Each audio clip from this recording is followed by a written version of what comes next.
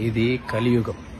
ఈ కలియుగంలో మనం ఎవ్వరికి మంచి చెప్పకూడదు, ఎవ్వరికి సలహా ఇవ్వకూడదు.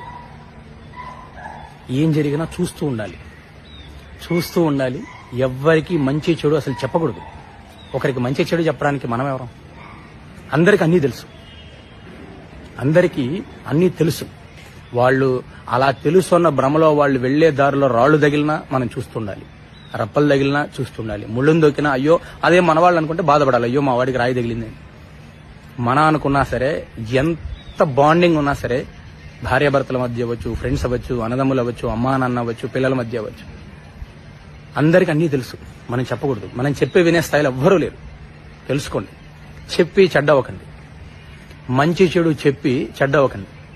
అందరికి అన్నీ తెలుసు. గుర్తుంచుకోండి. ఎందుకంటే ఇది కలియుగం. చూస్తూ ఉండాలంతే. ఏం జరిగినా ఓ అవునా, పడ్డారా, దెబ్బలు తగిలించుకున్నారా, ఎదురు దెబ్బలు తగిలినాయా, ఓ అవునా, అయ్యో పాపం, అంతే.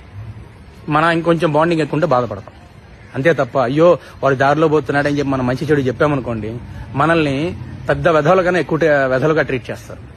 అవసరమా మనకు? చెప్పి చెడ్డవడం ఎందుకు? చూస్తూ ఉండండి అంతే. ఆలోచించండి.